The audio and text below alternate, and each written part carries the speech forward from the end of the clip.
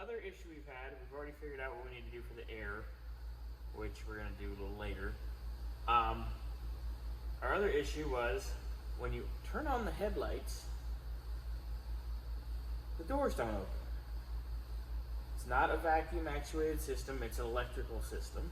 So with that, you have your motor, which is down in here.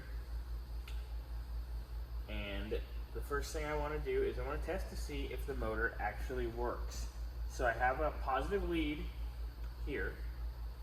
I have our connector disconnected here. We are going to see what happens.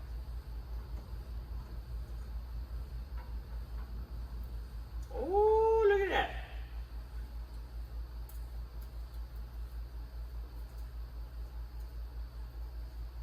All right, they opened up, they went up.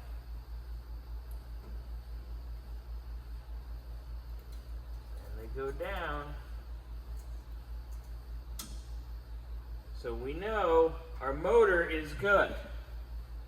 So our next step is going to be go over to the relay, see what's going on there, which I'm assuming we're going to need to replace the relay, but let's find out. So I flipped the headlight switch on. Obviously I have my multimeter grounded.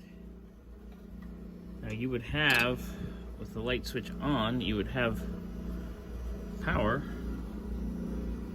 in the female of the car side, because the male on the car side opens the door. But we have no power anywhere. So that's telling us the relay is bad.